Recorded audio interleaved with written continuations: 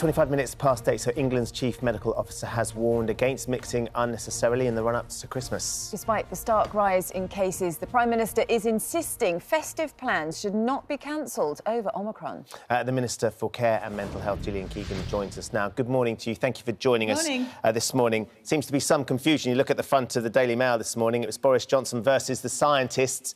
Professor Chris Whitty seemed pretty clear that we should be very careful about our plans and not going out with people that we don't necessarily see all the time, whereas Boris Johnson was trying to get everybody to still go out and still maintain their Christmas festive spirit and support businesses that need our custom. What should we be doing? I think they were listening to a different interview. They both urged caution. They both basically said, look, you know, if you're going to go out, be cautious, limit the socialisation, basically see people you know, make sure that you take a lateral flow test beforehand. And the reason is because if you test positive now, then you'll be self-isolating for Christmas. So basically they were saying prioritise your plans based on, you know, which ones you want to prioritise, because with a very highly transmissible virus, obviously the chance of testing positive, 78,000 people tested positive yesterday, the chance of testing positive is increasing. So that's really what's behind this. Be cautious, you know, take a lateral flow test before you go. But if you want to prioritise a particular event, then it's up to you to make that individual decision. We know that we had 80,000 new cases yesterday, the highest ever. We were talking to Dr. Hillary earlier, who was explaining the way that Omicron is moving. It could be 1 million new cases by the end of the month a day. That's how fast it's moving. What can you tell us about cases in hospital at the moment and deaths related to Omicron? Has that changed from yesterday?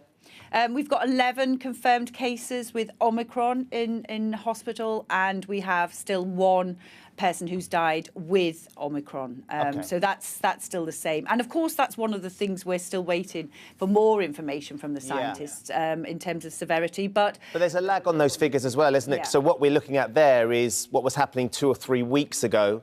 So actually what we can understand is in fact it would be much higher than that right now if we could have the figures for now. Yeah, we're making the assumption based on all the modelling, which, you know, is a mathematical model, that absolutely there will be more cases. With that kind of transmission, if you're affecting that number of people, then, of course, you're going to have more people who are ill with it. It does beg the question, which lots of people are asking this morning, is should the government be moving to Plan C? Actually, should we be being super strict about this now? Let's protect everybody, and maybe then we can have a Christmas with all our families. We are being, the way we're going to protect everybody is getting everybody to get that booster jab. So everyone who's eligible, get the booster jab before the end of this month, if possible. It's a very ambitious target, but that's what we're going to shoot for. That is actually the best way to protect everybody. And then we'll be back up, our wall of defence will be back up to where it was, and we'll be able to get on with our lives. And of course, we're trying to be balanced and proportionate in the meantime. But the action we're taking, which is why we've got this national mission, is to get everybody boosted. I had mine 2 weeks ago today. So, you know, obviously there's 25 million of us who've had it already. Which is it's a great ambition, but do you think it's actually feasible? I tried to log on yesterday to book my booster jab and the website crashed. There were no appointments near me at all. We've all seen the pictures of people queuing for hours to try and get theirs. It's a system that's really under pressure at the moment. Yeah, and of course, you know, everybody said forward at once, which is very understandable. And we thank everybody, actually. Thank you. Well, thanks to you and thanks to everybody else for coming forward.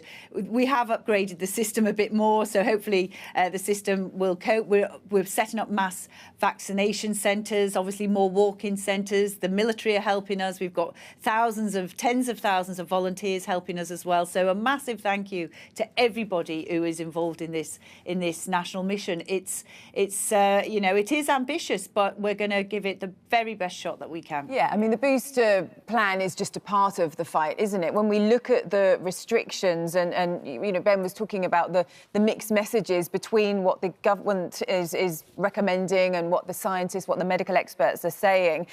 There is this feeling that the reason why there isn't this push for increased restrictions is that Boris Johnson wouldn't get the vote through. We all saw what happened earlier in the week with the level of the rebellion there. But we've got independent Sage calling for a firebreak lockdown. We've got 51% of the population in a poll saying that now is the time to have a lockdown. Is he running scared because he knows he won't get the support to push through tougher measures?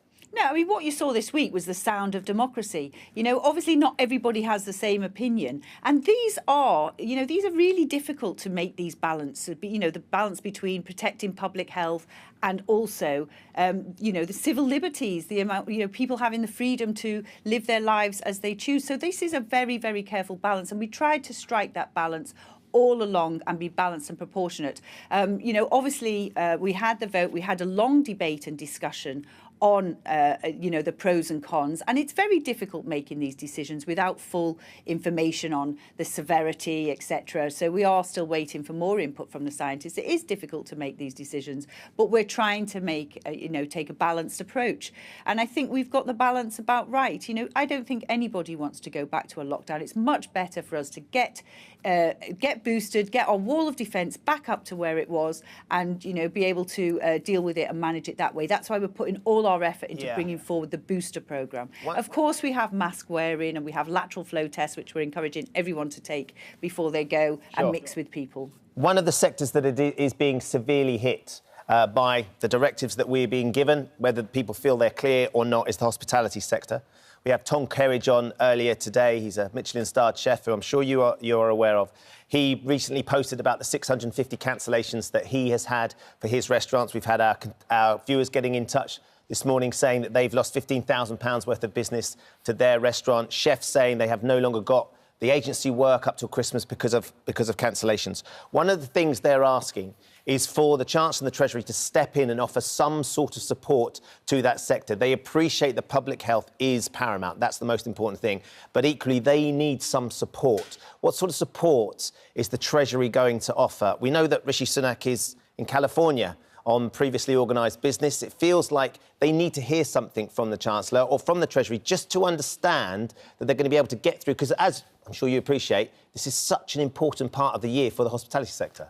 Yeah, it is, and it's really unfortunate because it's also on top of last year as well, which is really unfortunate. There is support in place still in place. So VAT is reduced to 12.5% for the hospitality sector. But it was down to 5%, wasn't it? One of the things that Tom was saying would make a huge difference if they could reduce the VAT back to 5% where it was. If you could give them some breathing space on paying back those bounce-back loans, which they were able to take out, which they all massively appreciate. But right now, perhaps they could get some breathing space on paying back those loans, delay the loan repayments so they can get through to the spring, potentially, before they start having to force those back. Is that something that could be looked at? Look, we've spent £400 billion supporting businesses, and we will always look to support businesses. But as I say, we still have the VAT reduction in place. It's not to 5%, but it is to 12.5%. We still have business rate reductions in place of up to 66% of business rates. We still have loans in place and recovery loans in place. We still have cultural funds in place as well. So there is a lot of that stuff in place till March and May.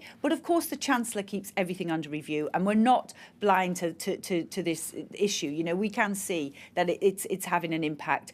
The most important thing, what we're trying to do, is to make sure we can get everybody boosted so we can get back out again. As all of those industries saw, as soon as we could open up, the British public absolutely went in droves to support all of those industries, and I'm sure they will again.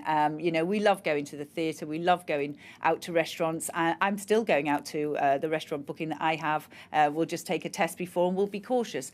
But there's no easy way of dealing with it, but we of course keep everything under review, and we do have a lot of support still in place. And can we check the situation with you with regards to travel to France, because we're hearing this morning that the French have said that people need to take a test before they go over. They then need to isolate, we understand at the moment, potentially for 48 hours, and they also seem to be saying that people have to give a compelling reason for travel. Have you got clarification over what's happening here with the situation with France? Obviously, a lot of people are planning maybe skiing holidays or to see family abroad. I don't actually. I think that's been breaking news as I've been talking to you, so I've only just heard about it. But of course, every government is wrestling with how to deal with Omicron. Obviously, we're focused on the booster and making sure that everybody tests before they go anywhere and wearing masks and being sensible and cautious. We did have some travel restrictions in place. Obviously, now we've got rid of those. But, other countries obviously will make their own decisions. But I haven't got any more clarification, but I'm sure we'll hear more during the day. We'll find out some more information. OK, Gillian Keegan, Minister for Care and Mental Health. Thanks for joining us this morning.